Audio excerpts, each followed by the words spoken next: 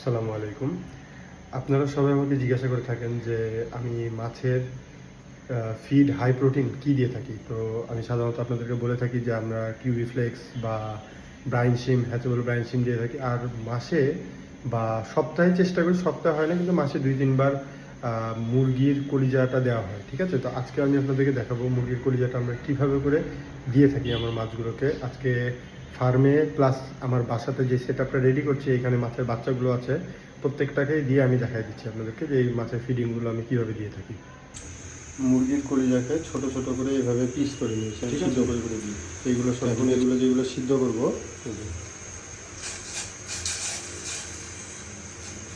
এখন এগুলো সিদ্ধ হবে। হ্যাঁ, বেশিক্ষণ না, এগুলো সব সিদ্ধ হয়ে গেছে। এখন এটা দেখাবো আপনাদেরকে কীভাবে ফিডিং দিই আমি। ঠিক আছে,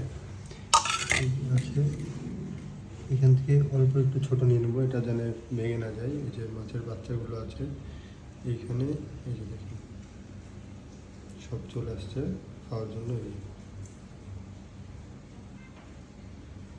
ঠিক আছে, বেশি দিলে পানি ঘোলা হয়ে যাবে, তাই জন্য অল্প অল্প করে এটা ফিডিং দিতে থাকতে হবে। এই যে দেখুন ছোটো বাচ্চা, এটা হচ্ছে ব্ল্যাক মস্কোর বাচ্চা, এগুলো হচ্ছে মুখে নিয়ে যায়, সবাই এভাবে খাবে। এটা হচ্ছে অনেক হাই প্রোটিন, মাছের কালার আসতে, তারপর মাছের গ্রোথ বাড়াতে এটা অনেক হেল্প করে থাকে।